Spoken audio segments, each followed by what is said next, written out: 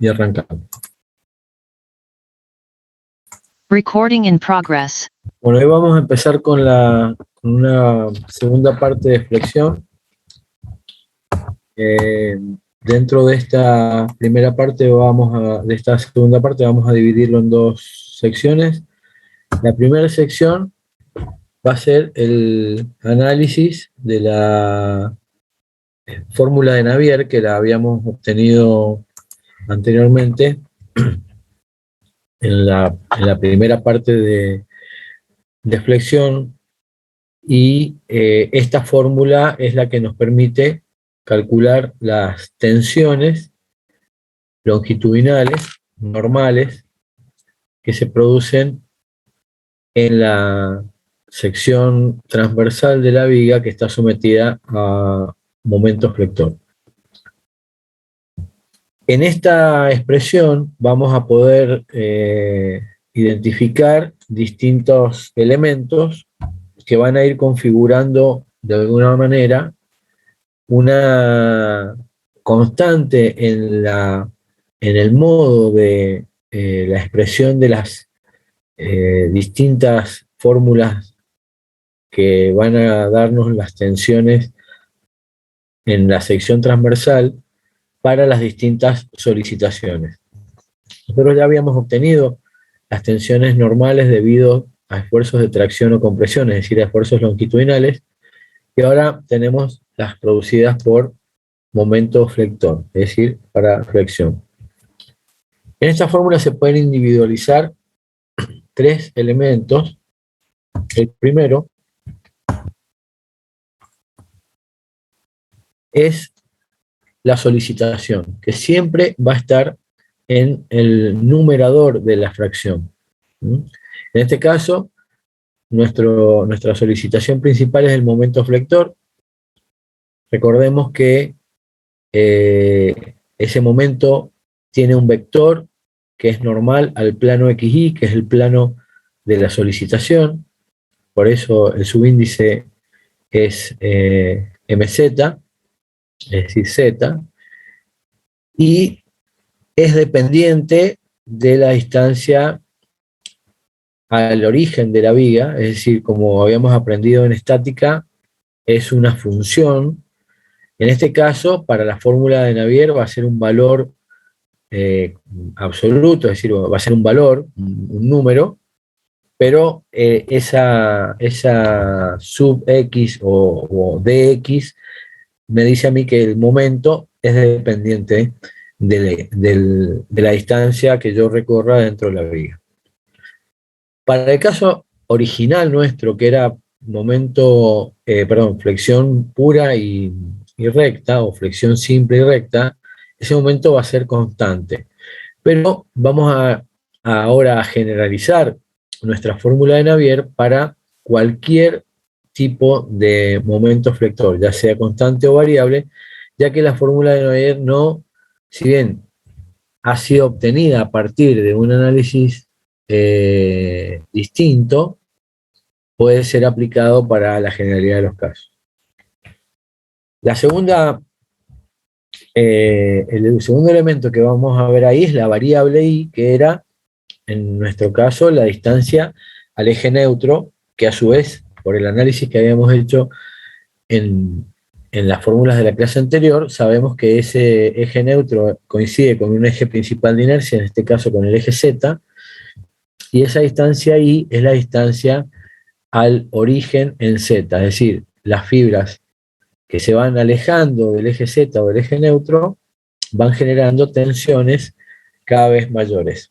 Y cuando la fibra pertenece al eje neutro, es decir, con I igual a 0, vamos a tener que las tensiones son nulas, coincidiendo con nuestro análisis previo de que sobre el eje neutro las deformaciones son nulas y por lo tanto las tensiones también lo van a ser.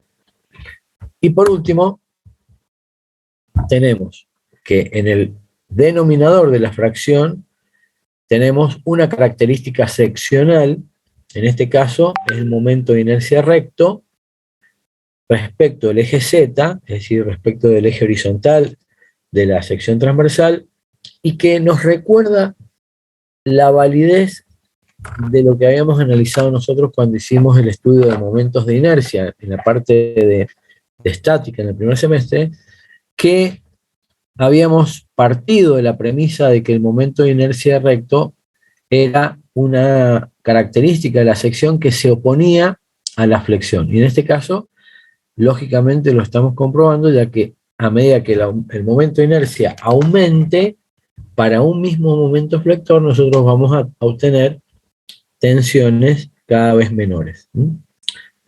Entonces, este análisis que nosotros realizamos ahora en forma particular sobre la fórmula de Navier, vamos a ver que se va a extender a todas las fórmulas que vamos a ir obteniendo con todas las formas de deformación y de tensiones en las piezas sometidas a esfuerzos respecto de otro tipo de esfuerzo interno, como puede ser el corte o en el caso del momento torsor, etc. La fórmula de Navier, de alguna manera, nos está diciendo que la variación de las tensiones sigma X se hace en forma lineal. Es decir, que si yo voy a dibujar un esquema en donde tenga que representar la variación de las tensiones, va a ser como el diagrama que tenemos ahí dibujado en rojo. En este caso, este diagrama no es un diagrama plano, sino que es un diagrama espacial, pero dado que en el ancho de la sección las tensiones son consideradas constantes, como lo ven en ese dibujo, ese diagrama perfectamente podría representarse en el plano como una línea recta en donde se va a apreciar la variación de las tensiones. Y en coincidencia con el eje neutro, esas tensiones son nulas. Recuerden que este caso en el que estamos dibujando nosotros, estamos considerando un momento positivo, de manera tal que en la parte superior de la viga, es decir, las fibras que están por arriba del eje neutro, va a haber un esfuerzo de compresión, es decir, va a haber tensiones normales de compresión, y por abajo del eje neutro, tensiones normales de tracción. Si bien nosotros podemos calcular cualquier tensión en esa altura de la viga, conociendo el momento, conociendo el momento de inercia y poniendo valores a esa variable I, siempre nosotros vamos a tender a calcular las máximas tensiones, que son las que van a comprometer la seguridad del material o de la pieza que estemos calculando. Entonces, nosotros vamos a, digamos, de alguna manera, aplicar la fórmula de Navier para el cálculo siempre de las tensiones máximas. No invalida que nosotros podamos calcular las tensiones en cualquier altura de la viga, pero nosotros vamos a estar concentrados para nuestros problemas clásicos de resistencia en la tensión máxima.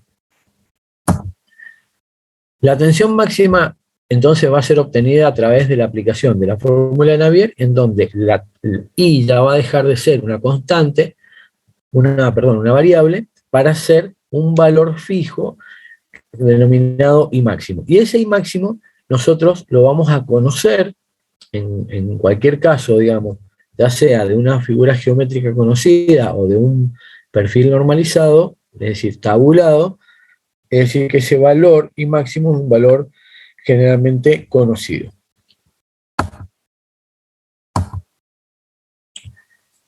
Como ya I máximo deja de ser una variable, sino que es un valor constante y atribuible directamente a una característica seccional, y ahora explico puntualmente esto. Por ejemplo, si yo tengo una sección transversal que se denomina a través del valor de la base B y de la altura H, ¿cuánto vale I máximo para una sección transversal? Para una sección rectangular. I máximo vale H sobre 2, es decir, la distancia máxima que hay entre el eje neutro y la fibra más alejada. Es decir, que en este caso yo en realidad no necesito conocer estrictamente el valor numérico de I máximo, sino que a través del conocimiento de las características seccionales, yo puedo perfectamente calcular o simbolizar ese valor de I máximo como H sobre 2. Y eso lleva de alguna manera una doble intención. La primera intención es no tener un valor numérico específico, es decir, no es 4, 6 u 8, es H sobre 2. Y por otro lado, la segunda intención es darle un valor fijo, pero en forma simbólica y no numérica. Entonces, si yo tengo una sección rectangular, vuelvo a repetir, de base B y altura H, I máxima va a ser H sobre 2. Valga lo que valga B y valga lo que valga H. Esta expresión que tenemos ahí, que es pasar dividiendo I máximo a I sub z en la expresión de Navier, se denomina como módulo resistente. Ese módulo resistente ya deja de ser un valor variable para ser un valor fijo para cada tipo de sección. Si aplicamos el módulo resistente a la fórmula de Navier en forma directa, obtenemos entonces que la tensión máxima producida en una pieza sometida a flexión va a ser igual al momento dividido el módulo resistente. Acá ya no se trata de una fórmula de cálculo de tensiones en forma variable, es decir, en la fórmula del cálculo de las tensiones, sino el cálculo de una tensión específica que es la tensión máxima. Esta expresión vale tanto para el cálculo de las tensiones máximas de compresión, en este caso de las fibras más alejadas superiores, como las tensiones máximas de tracción. Hay casos en que las secciones tienen un W superior y un W inferior. Ese es el caso en que la sección no tenga simetría horizontal. Es decir, que en cada caso habrá que averiguar cuál es el valor del WZ respecto de la fibra más alejada superior o la más alejada inferior. En el caso de secciones como la rectangular, que es una sección de doble simetría, W, es decir, el módulo resistente, es el mismo para el cálculo de las tensiones máximas superiores como las inferiores. ¿Para qué puede ser utilizada la fórmula de Navier? La fórmula de Navier puede ser utilizada como fórmula de verificación si es que nosotros conocemos la sección rectangular, es decir, una sección que yo ya tenga conocida, es decir, una sección, por ejemplo, una rectangular en la que yo ya sé cuánto vale B y H, o una sección normalizada, un perfil, un caño estructural, etcétera, en donde yo ya conozca las dimensiones, lo que tengo que hacer es calcular ese sigma máximo y compararlo con la tensión admisible del material. Recordemos que nosotros ya hemos definido lo que es tensión admisible, coeficiente de seguridad, y nos vamos a referir a esas tensiones. Acá hay algo muy particular, y esto es importante que se mencione, probablemente no esté dentro de los apuntes, y es que las tensiones admisibles a tracción y compresión son las mismas tensiones admisibles que las de flexión. ¿Por qué? Porque en la flexión lo que se producen son deformaciones longitudinales de las fibras, es decir, como si nosotros estuviéramos estirando, aplicando un esfuerzo normal. Y por lo tanto, las tensiones admisibles que se calculan a través de los ensayos de tracción o de compresión en los materiales son las que se utilizan acá para el cálculo y la verificación en un estado de flexión. ¿Cómo podemos calcular ahora una sección transversal? Es decir, definir los valores de una sección transversal. Bueno, si en vez de conocer la sección que tenemos es el momento y conocemos la tensión admisible, pues despejando de la expresión de Navier simplificada con el módulo resistente, despejaremos el módulo resistente y dimensionaremos la sección para que cumpla con ese módulo resistente.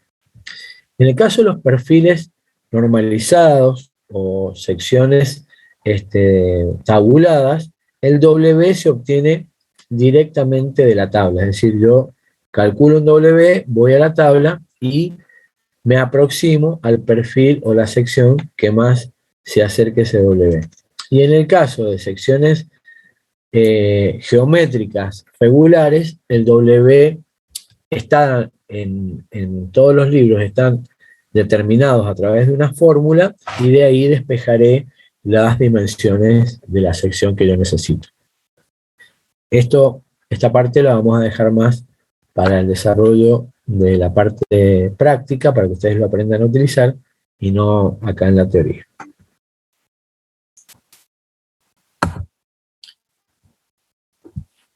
Esto que acabamos de ver un poco ha sido la finalización de lo que es flexión pura y recta, si bien ya la fórmula de Navier es una fórmula generalizada para todos los tipos de flexión, y ahora lo que vamos a hacer es adentrarnos en un tema que tiende a empezar a generalizar la flexión, es decir, el cálculo de la flexión, y vamos a entrar en una flexión que introduzca otra solicitación adicional. En la primera parte de la clase pasada habíamos visto flexión pura, es decir, flexión en la que no se produjese otra solicitación adicional, ni esfuerzo de corte, ni esfuerzo normal. Lo que vamos a hacer ahora es permitir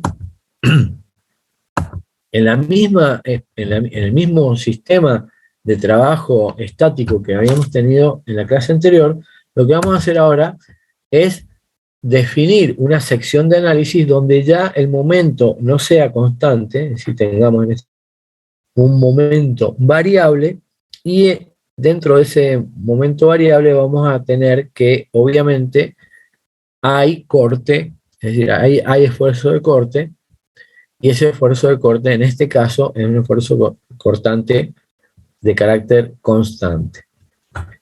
Lo que nosotros hemos abandonado en este momento en forma particular es que la flexión deja de ser una flexión pura o simple, y es una flexión en la que se agrega un esfuerzo interno.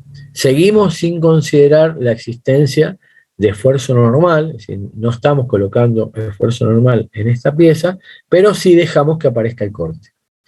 Lo que sí mantenemos respecto de las hipótesis anteriores, además de todas las hipótesis que habíamos estado viendo, es que el plano de solicitación sigue coincidiendo con un eje principal de inercia, es decir, seguimos teniendo flexión recta, pero ya no es flexión pura, sino que tiene otra solicitación más.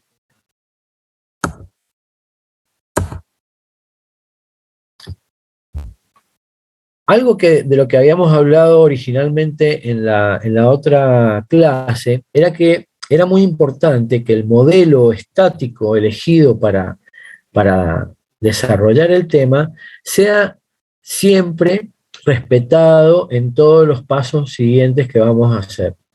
Esto es muy importante, yo lo vuelvo a recalcar porque es motivo a veces de discusiones en los exámenes finales, porque a veces toman de un libro un método estático, después lo mezclan con otro método estático más y terminan sin poder defender sus propias teorías o su propio análisis.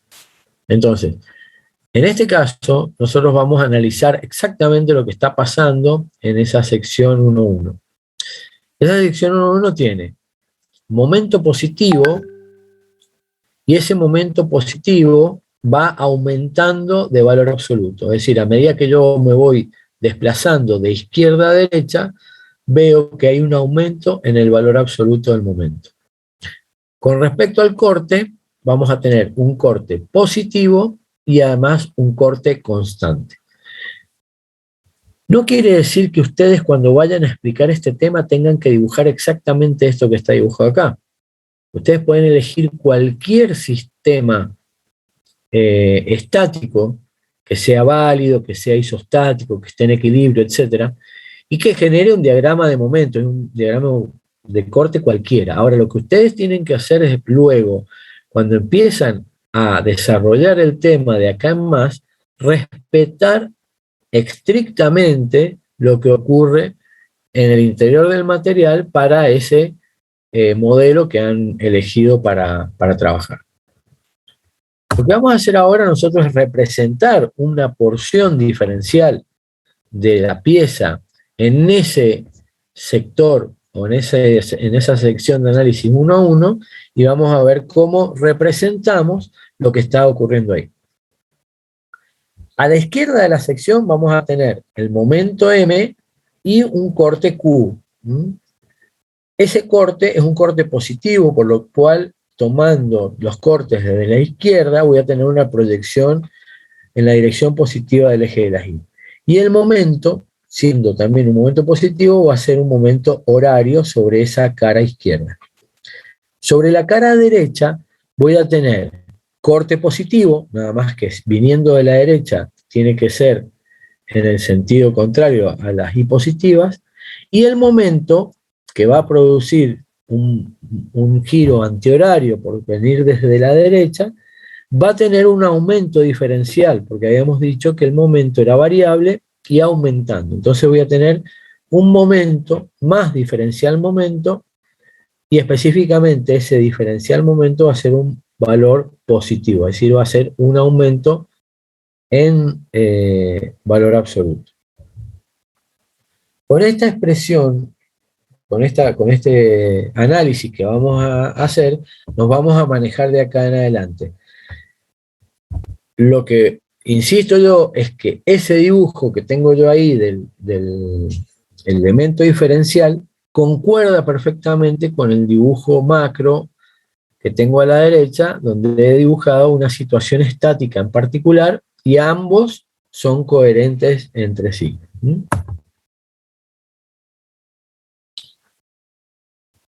Como yo tengo un momento en la izquierda del corte y en la derecha tengo un momento más un diferencial momento, ¿qué va a ocurrir con las tensiones? Las tensiones van a ser distintas, porque si nosotros tenemos la misma sección transversal, es decir, el mismo momento de inercia, y analizo las tensiones a una misma distancia I del eje neutro, la fórmula de Navier me dice que si aumenta el momento, las tensiones van a tender a aumentar, o por lo menos estoy seguro que esas tensiones van a ser distintas. Entonces, si yo hiciera una representación de las tensiones en ese elemento diferencial a izquierda y a la derecha, vería que el diagrama de tensiones sería similar, es decir, el eje neutro va a estar siempre en el mismo lugar, porque va a coincidir con uno de los ejes principales de inercia de la sección transversal. Nosotros no hemos dicho que la sección transversal vaya a variar en un diferencial, sino que se va a mantener constante, y por lo tanto, al aumentar el momento, las tensiones van a tender a aumentar. Es decir, que las tensiones sigma 1 respecto de la sigma 2 van a ser menores. Esto entonces tiene que ser analizado también en forma coherente con todos estos elementos estáticos y de análisis de solicitaciones internas. Con esto quiero decir que el dibujo de la viga y el dibujo de la sección con los esfuerzos internos y el dibujo de la sección con las tensiones tiene que ser coherente entre sí.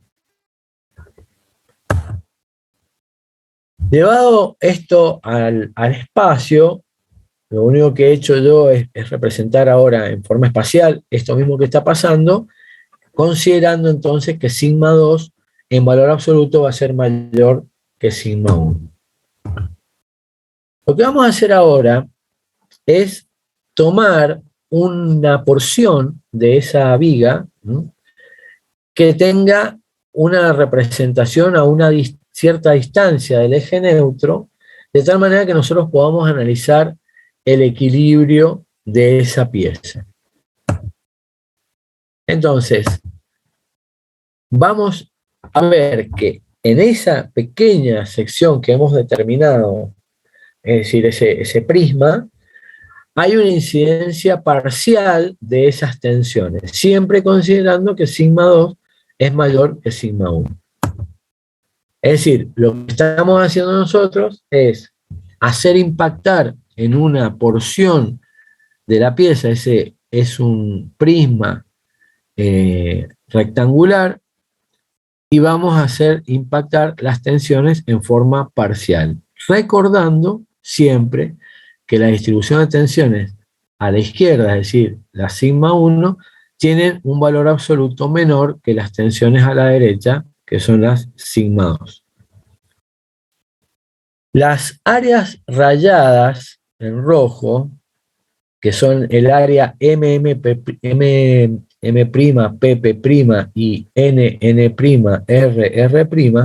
son las áreas sobre las que impacta las tensiones normales a ambos lados del corte que he realizado.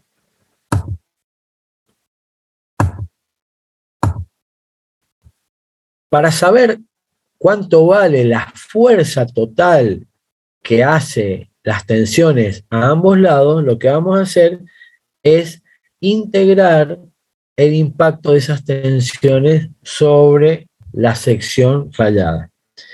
Las tensiones que van a impactar sobre una pequeña sección diferencial de área van a producir un diferencial de fuerza.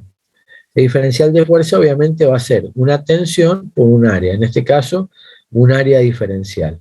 Cada una de esas tensiones, produciendo un diferencial de fuerza, va a concentrar una fuerza total que va a ser la sumatoria finita o la integral.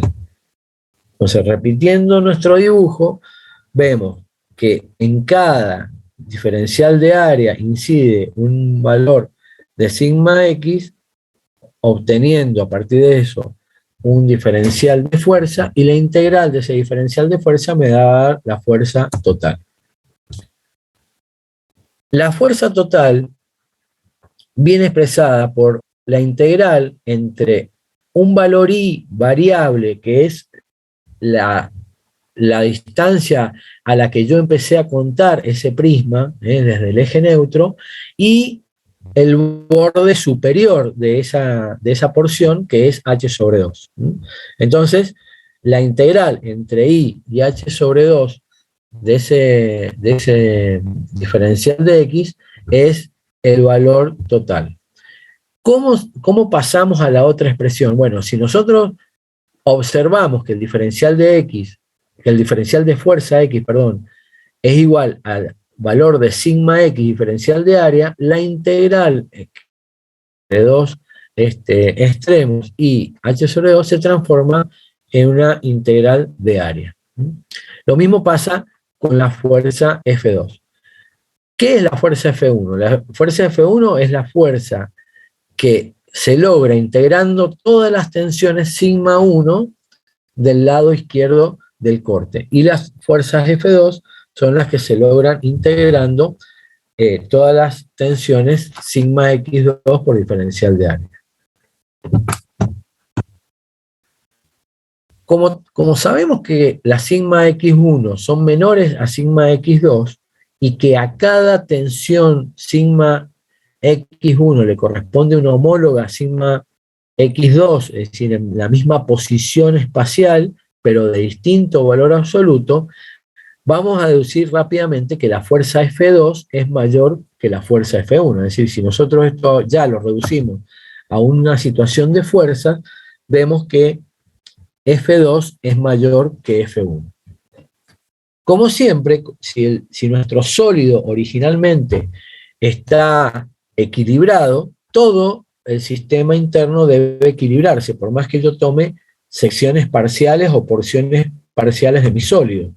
Por lo tanto, si yo quisiera escribir la ecuación de equilibrio de ese sistema, vería que la ecuación de equilibrio es igual a F1 menos F2 igual a 0, y eso es mentira, es decir, no se produce esa igualdad de esa ecuación de equilibrio porque F2 y F1 son distintas. Es decir, que ahora, el hecho de que no dé cero no significa que no esté en equilibrio, porque nosotros partimos de una situación de equilibrio externo. Y eso siempre deben pensar ustedes, que si yo parto de una situación de equilibrio externo, de fuerzas y de solicitaciones, no es posible que algún elemento en el interior no esté en equilibrio. Entonces, debo buscar cómo se va a producir ese equilibrio interno y tengo que ver de dónde va a salir, porque no es que yo pueda aplicar algo externamente para recuperar el equilibrio, sino que debo hacerme preguntas. Si esto está en equilibrio, ¿quién me está brindando la fuerza que completa esta ecuación igualada a cero? Lo único que puedo decir yo es que de las 6 ecuaciones de equilibrio que yo pudiera plantear en este sistema, porque básicamente esto es un prisma y es un elemento espacial, solamente tengo una ecuación de equilibrio para plantear, porque las fuerzas están a lo largo de X, no producen momento alrededor de ningún eje, no hay componentes en Y y en Z, y entonces la única ecuación a cumplir es la ecuación de la sumatoria de Fx. Es decir, que la fuerza equilibrante que debería aparecer obligatoriamente tiene que ser una fuerza que esté en la dirección de X para completar la ecuación de equilibrio. Las fuerzas internas en un sólido no pueden provenir de la nada, tienen que provenir de las fuerzas intermoleculares del material. Y esas fuerzas intermoleculares generan en el interior del sólido tensiones. Es decir, que para que aparezcan fuerzas que participen en el equilibrio, primero tienen que aparecer tensiones.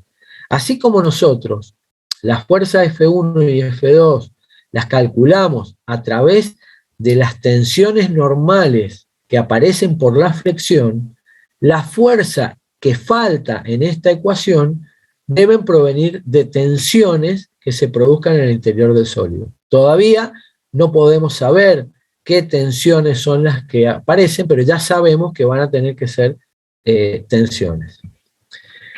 Nosotros necesitamos una tercera fuerza para el equilibrio, una fuerza que sea acompañante o sumatoria de F1, porque F1 es la menor, digamos, es decir, que sabemos que es una fuerza que va a ir en el sentido de X, pero, en la dirección de X, pero en el sentido de F1, de tal manera que F1 más esa fuerza igualen a F2, que es la fuerza mayor.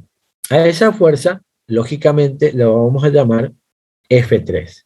Y vamos a ver enseguida de qué naturaleza va a ser esa fuerza.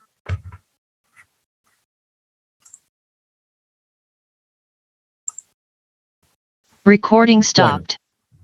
Bueno, he parado la grabación un minuto para ver si tienen alguna pregunta,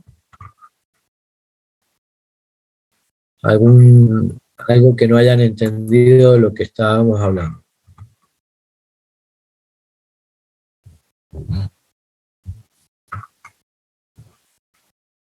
¿Han entendido todo hasta ahora? Profe, yo tenía una duda de la diapositiva que estaba mostrando, que era, no sé si está mal escrito o es que yo no entendí muy bien, que decía que si sigma 1 era menor que sigma 2, después decía que F2 tenía que ser mayor que F1. Ahí es donde me había perdido con lo de Bueno, sigma. ahora lo volvemos a compartir y lo vemos. Profe, la deducción que hacemos nosotros, partimos de, como dijo usted, del gráfico de, ¿cómo es que dijo? El gráfico del momento, digamos, donde en la parte derecha nosotros tenemos un momento que va aumentando. Por eso nuestra tensión va a ser mayor en el lado derecho. ¿Está bien así? Sí, dame un segundo que justo se me cerró, pero ahora les aclaro eso entonces. Déjenme que les comparto de vuelta. Bien. Vamos a arrancar por la pregunta que hizo primero el primer compañero de ustedes. Está claro que F2 es mayor que F1. ¿Por qué F2 es mayor que F1? Se lo pregunto al que me hizo la pregunta. ¿Por qué F2 es mayor que F1? No sabría ¿Quién fue el que decirle hizo la pregunta? exacto, profe, pero no sabría decirle exactamente. Le estaba entendiendo lo que me estaba diciendo, pero me preguntó y me mató. Porque como el área es la misma, la fuerza y la tensión. Bien. Vamos acá. Vamos acá.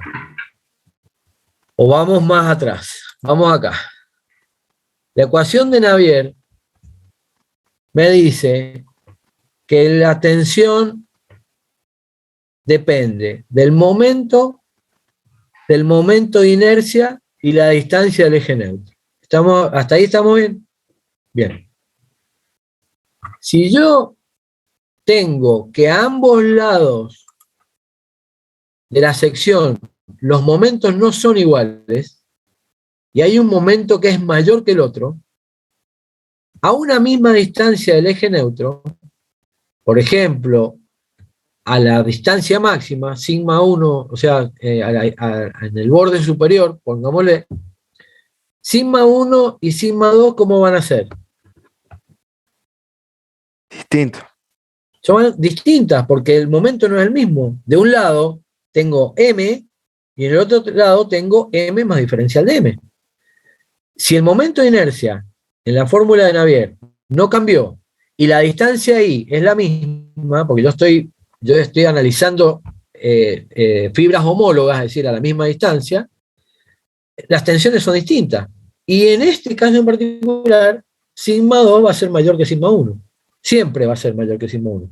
Es decir, sigma 2 máximo va a ser mayor que sigma 1 o sigma 2 a 1 centímetro del eje neutro va a ser mayor que sigma 1 a 1 centímetro del eje neutro, o sigma 2 va a ser sigma 2 a 3 centímetros por abajo del eje neutro va a ser mayor que sigma 1 a 3 centímetros por abajo del eje neutro. ¿Está claro eso? Sí, profe. Entonces, Sí, profe. ¿por qué en la última diapositiva decía que sigma 1 tenía que ser mayor que sigma 2? A ver, en una de esas yo escribí algo mal, pero bueno, es probable. Hay un error ahí, está bien. Eso es un error mío. Claro, de ahí es donde partió mi duda. Ahí debería decir que sigma 1 es menor que sigma 2. Ya lo corregí. Bien. Entonces, ahí estamos bien entonces, ¿sí? Un error de escritura. Entonces, aclarado ese punto, sigma 1 es menor que sigma 2 y por lo tanto la fuerza F2 debe ser mayor que la fuerza F1. ¿Aclarado entonces? Sí, profe, clarito. Sí, profe, espectacular. Bueno, ¿alguna otra pregunta por ahí?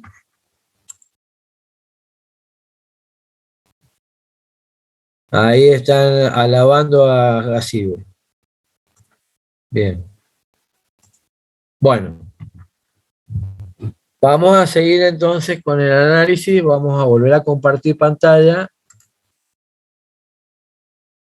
Y vamos a volver a grabar.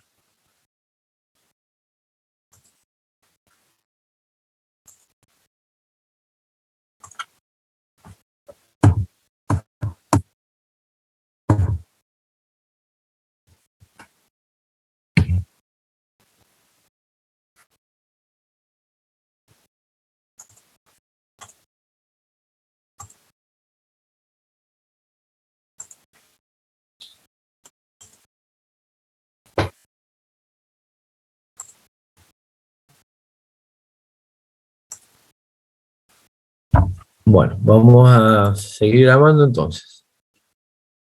Recording in progress.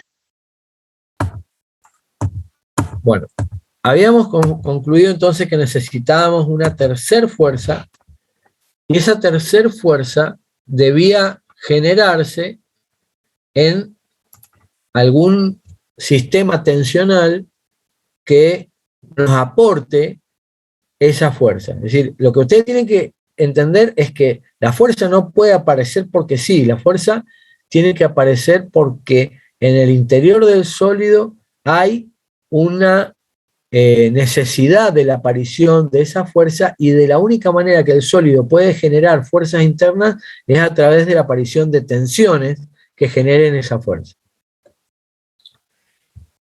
Antes de hacer el análisis ahora que va a aparecer en un ratito, ustedes imagínense que ese prisma es una caja de cartón que está arriba de otra caja de cartón más grande que es el resto de la viga. Y ustedes tienen dos cajas de cartón, una arriba de la otra. Y tienen una fuerza desequilibrada, o un sistema de fuerzas desequilibrados, en este caso, F2 menos F1, por hacerlo en el sentido de F2, va a hacer que esa caja de cartón superior se corra de derecha a izquierda, es decir, va a ir en la dirección de F2 porque es mayor. ¿Cómo harían ustedes físicamente para evitar que las dos cajas de cartón se muevan una respecto a la otra? Escucho propuestas.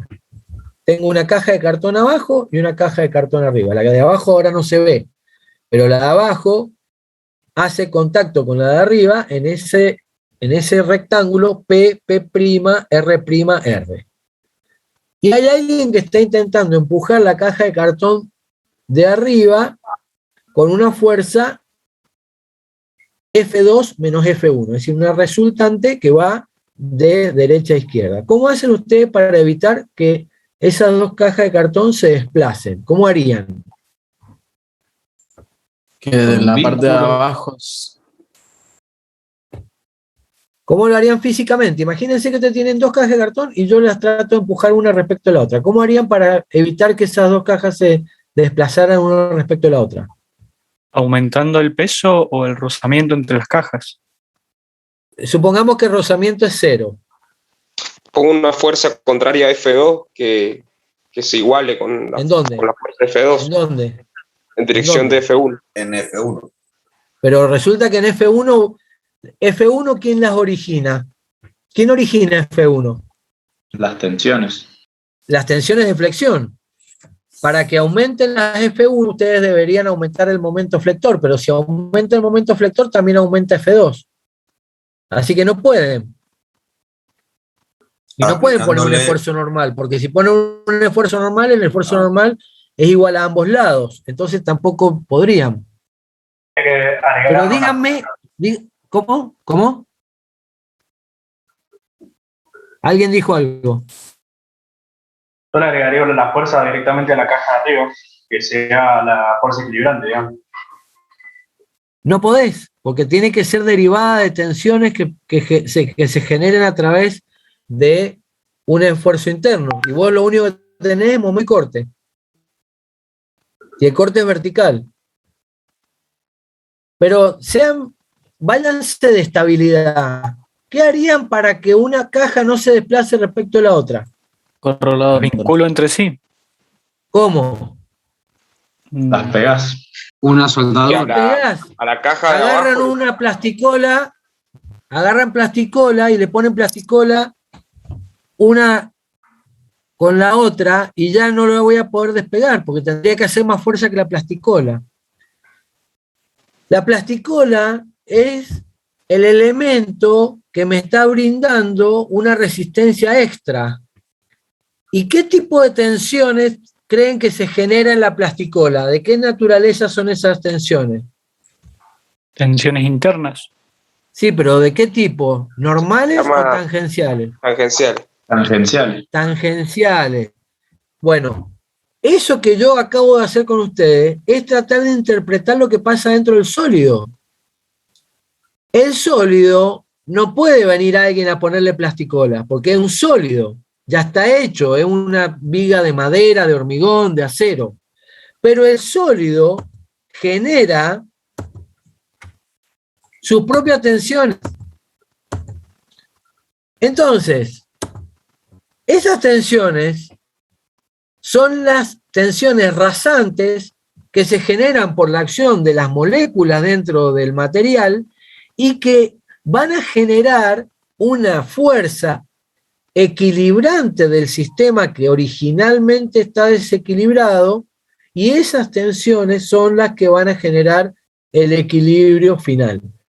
Equilibrio que por otro lado ya lo teníamos, es decir, yo no estoy discutiendo si es posible que algo esté desequilibrado internamente, si externamente está en equilibrio. Y esto es un concepto que tiene que amalgamarse dentro de la cabeza de ustedes cuando ustedes armen el concepto global de la materia.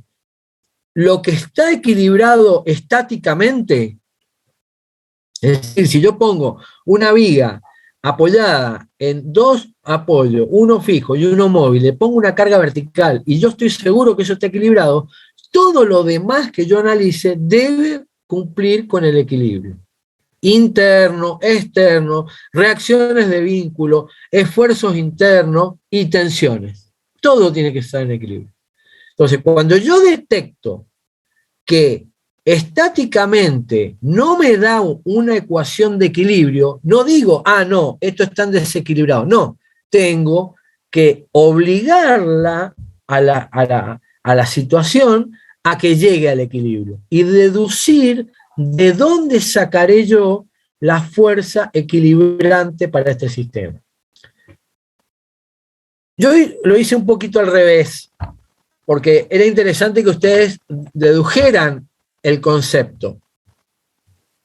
Ese prisma tiene 6 caras. Una cara superior, 2 caras frontales, 2 caras laterales longitudinales y una cara inferior. Las caras laterales longitudinales y la cara superior no me pueden brindar tensiones porque están en contacto con el aire, es decir, son externas. Y no están haciendo contacto con ningún otro material, están en el aire, es decir, ahí no se puede recibir ayuda de tensiones internas, no hay fuerzas intermoleculares.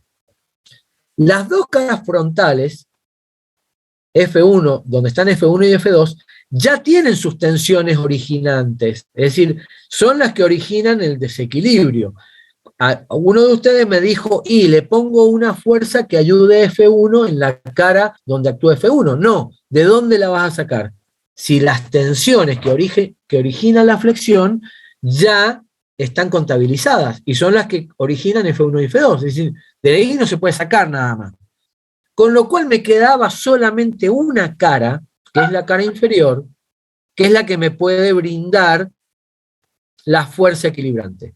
Ahora, esa cara inferior no puede darme tensiones normales, porque las tensiones normales de la cara inferior serían verticales y no participarían de la sumatoria de Fx.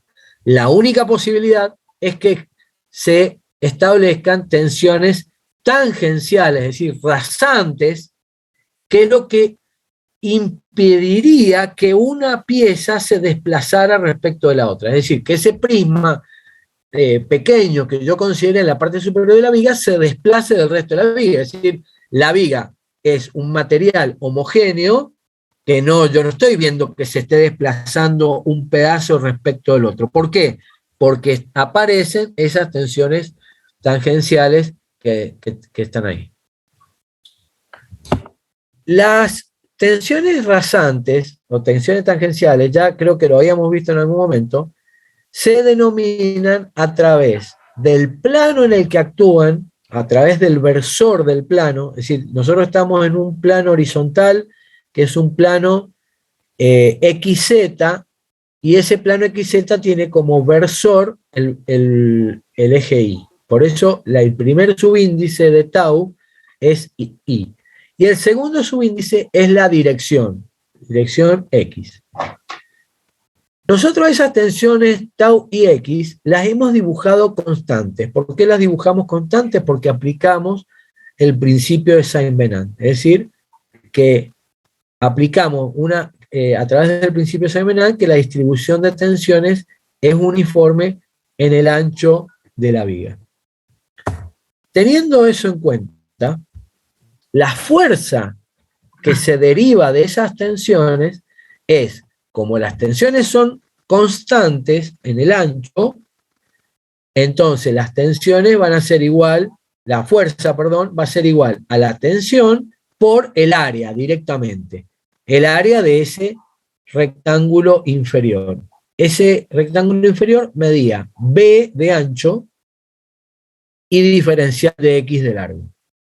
Esa fuerza F3 es la que va a ser la encargada de brindarnos el equilibrio final.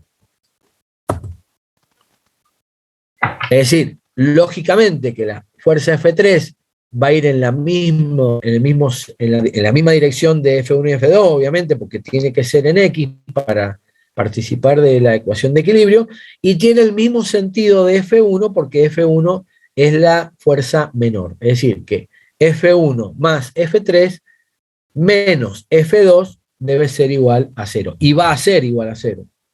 Nosotros lo vamos a escribir así.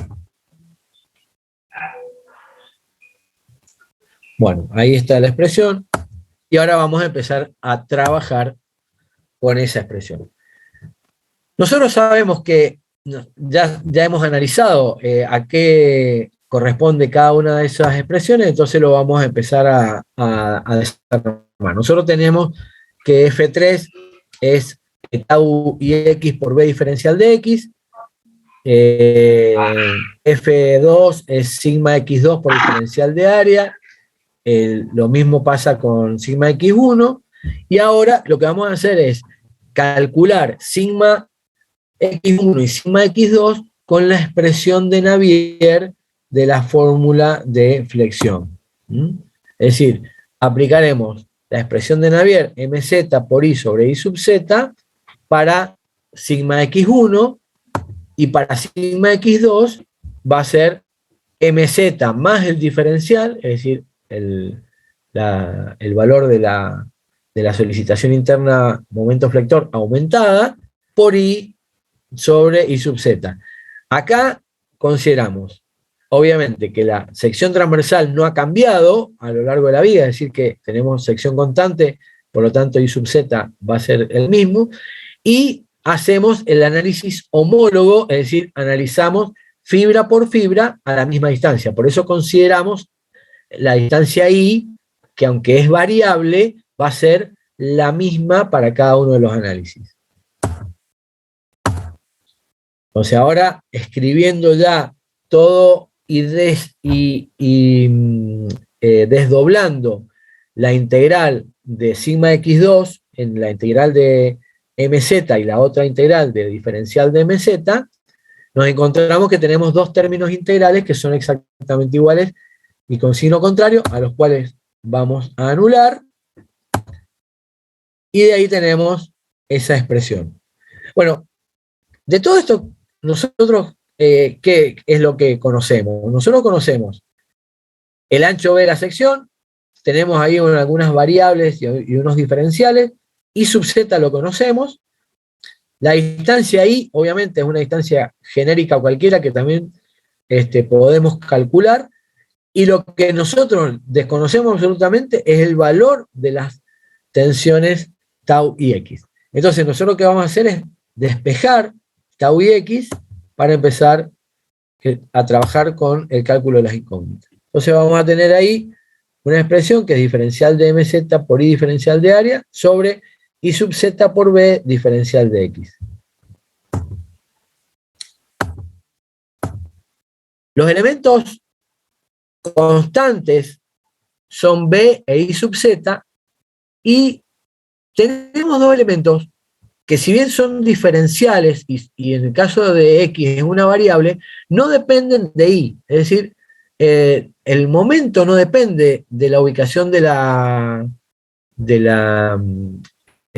fibra respecto al eje neutro, Y diferencial de X es el largo de la pieza, es decir, es un valor que yo estoy asignando. Por lo tanto, lo saco afuera de la integral porque no está siendo incidida por la variable.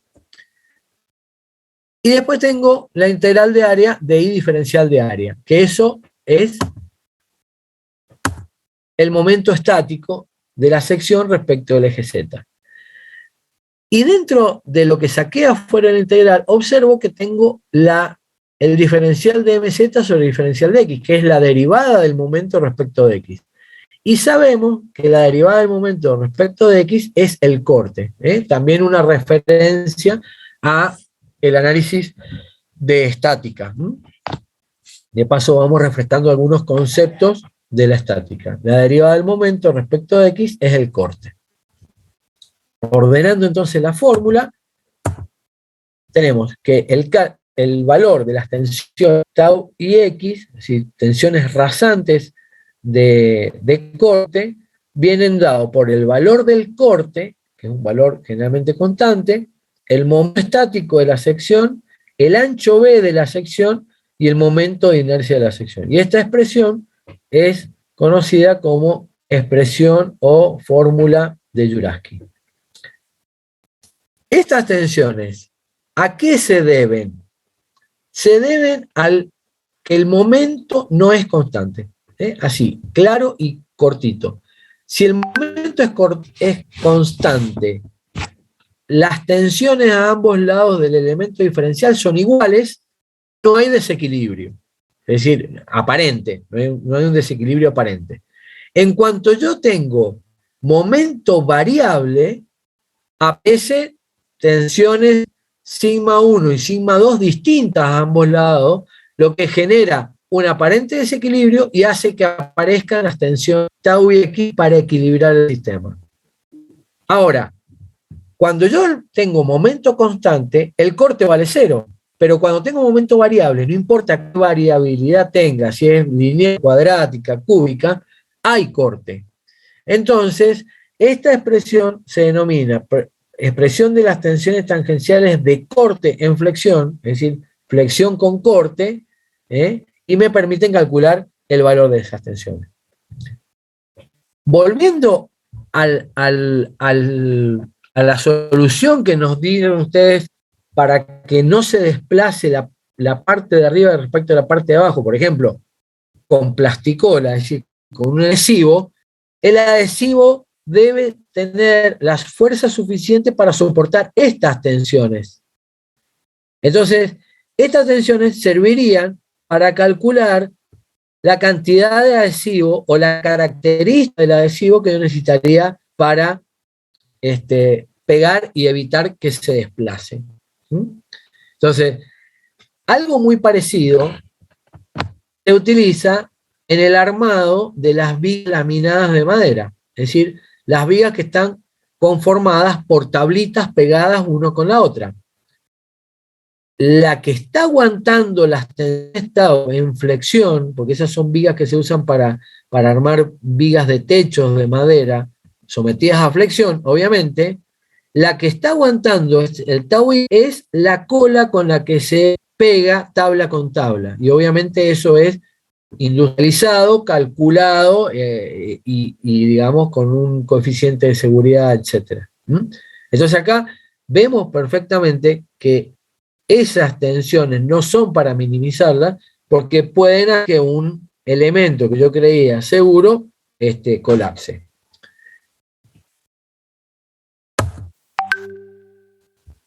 Ahora vamos a ver cuál es el efecto global de las tensiones tau y X. Resulta que este dibujo que yo estoy haciendo acá no está solo, esto forma parte de un sólido completo, es decir, yo aparté este prisma para poder poner en evidencia la aparición de estas tau, pero yo después tengo que restituir esto a la situación original, es decir, tengo que colocar la parte de abajo junto con la parte de arriba. Y ahí que veo que las tau y X van a tener su correlato o su correlativo opuesto para que se anulen en el sistema, digamos, interno de tensiones, en la parte que falta abajo. Es decir, mientras una yo la intento correr para un lado, la otra tiene que responder para el otro lado. Es decir, siempre considerando que las tensiones deben equilibrarse. Fíjense que las tensiones sigma 1 y sigma 2 son distintas y no se equilibran entre sí, pero una parte se iguala. Es decir, yo tengo que lo que equilibra tau y x es la diferencia entre sigma 1 y sigma 2. No están anulando a sigma 1 o sigma 2, están anulando a la diferencia, porque el resto se equilibró. Nosotros estamos restituyendo el equilibrio faltante.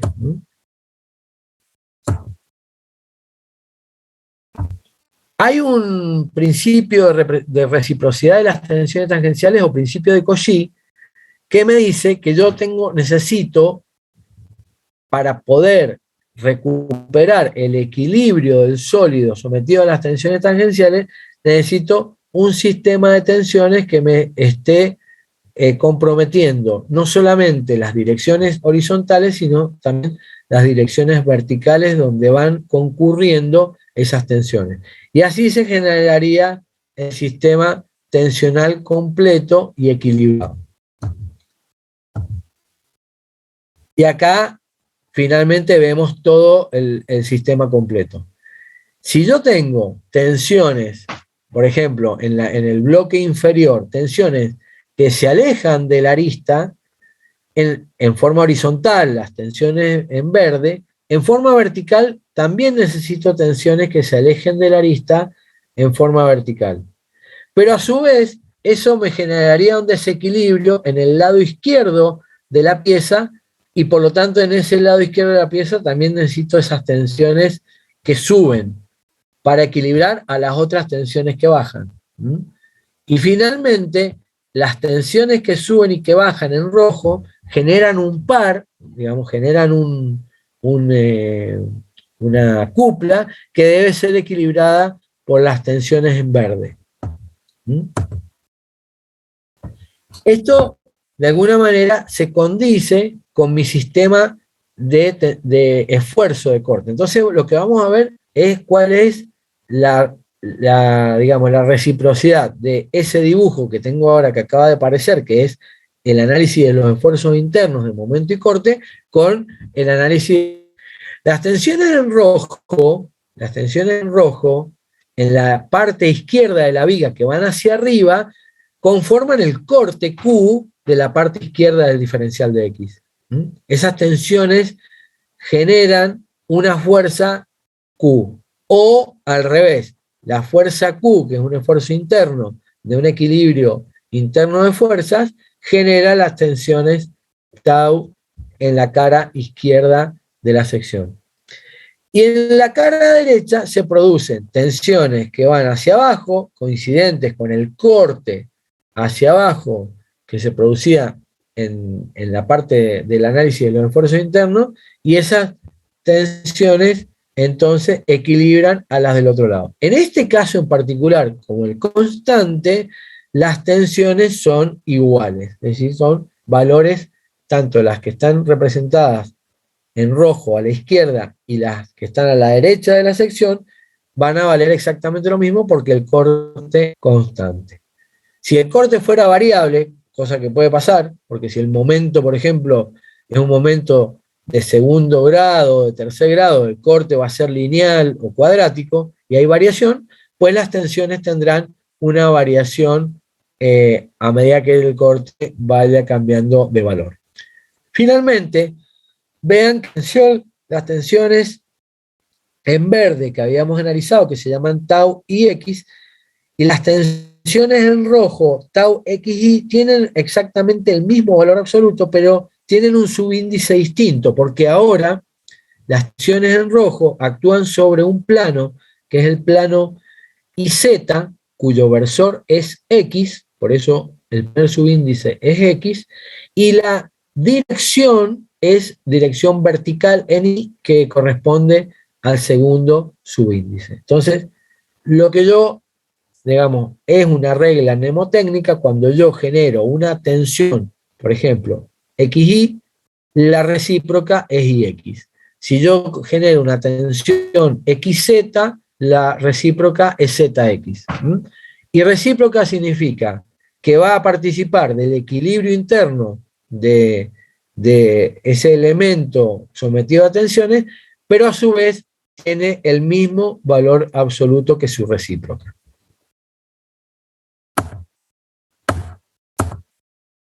Vamos ahora más allá de la discusión de esas tensiones en forma interna, ¿cómo analizamos la fórmula de Duraski? Y acá volvemos un poco al análisis inicial que teníamos respecto de la conformación de una fórmula de cálculo de tensiones.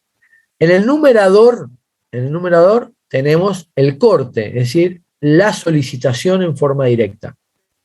Y en el denominador tenemos una serie de características seccionales constantes, que son I sub z, considerando que la sección sea constante, y el ancho B de la sección. El ancho B de la sección podría ser variable, porque por ejemplo podríamos tener, en vez de una sección rectangular, podría ser una sección triangular, o podría ser una sección circular, pero se considera un elemento constante porque para cada distancia al eje neutro, B va a tener un valor estrictamente calculado. Pero no pasa así con la expresión del momento estático. Bueno, el momento estático sí es un elemento que tiene una variabilidad más sensible en la altura de la viga. Y a eso vamos a pasar a ver ahora. Acá van a ver un desarrollo que no lo vamos a profundizar demasiado, pero si yo tomo un diferencial de I a una distancia I del eje neutro cualquiera y calculo el momento estático de la superficie que está por arriba de la distancia I hasta h sobre 2, me va a dar una expresión como la que está abajo, que es b h cuadrado sobre 8 menos I cuadrado sobre 2. Y ese es el momento estático respecto del eje neutro o el eje baricéntrico de una sección rectangular. Si I es igual a 0, es decir, que yo estuviera sobre el eje neutro de la sección, el momento estático es máximo, porque estaríamos restando 0. Si I es igual a h sobre 2, es decir, estamos en el borde superior de la pieza, la segunda parte del corchete sería h cuadrado sobre 8 y el momento estático sería 0. Entonces, hay una variación cuadrática del momento estático. Y si observamos arriba y a la izquierda la expresión de Duraski, es decir, de las tau, vemos que considerando Q, B e I sub z constantes, el elemento variable de esta expresión respecto de la distancia al eje neutro es el momento estático. Y a su vez, el momento estático varía en forma cuadrática con la distancia al eje neutro, siendo máximo en el eje neutro y 0 en los extremos. Ya sea que h sobre 2 sea h sobre 2 positivo o h sobre 2 negativo, en ambos casos el momento estático vale 0. Es decir, que las tensiones van a variar de la misma manera que varía el momento estático de la pieza respecto del eje Z. Repitiendo, cuando I sea 0, es decir, que estoy sobre el eje neutro, tau es máximo, y cuando estoy en los extremos, tau es 0. La representación gráfica, entonces, de la distribución de tensiones de Duraski por corte es esa parábola en la cual en el centro, es decir, en coincidencia con el eje neutro, se producen las tensiones máximas y en los bordes, tanto inferior como superior, la tensión es 0. en oposición con las tensiones normales de flexión, que ocurre exactamente lo contrario, es decir, en los extremos se obtienen las tensiones máximas y en el eje neutro las tensiones son cero. Si nosotros utilizamos la expresión que tenemos arriba con una sección rectangular de la cual sabemos el valor de I sub z, recuerden que I sub z para una sección rectangular es BH cubo sobre 12, entonces ahí tenemos el BH cubo en el denominador y el 12 que lo pasamos al numerador, y reemplazando en el momento estático en el cual va a quedar h cuadrado sobre 8, vamos a obtener una fórmula simplificada para el cálculo de las tensiones máximas de corte en una sección rectangular, que es 3Q sobre B por H. Esa es una fórmula que es bastante útil para secciones rectangulares, pero para otro tipo de secciones hay que recurrir a las tablas. Recording stopped. Bueno, acá terminaríamos entonces con lo que es la clase de hoy. Quería saber si habían entendido y si tienen alguna consulta para realizar.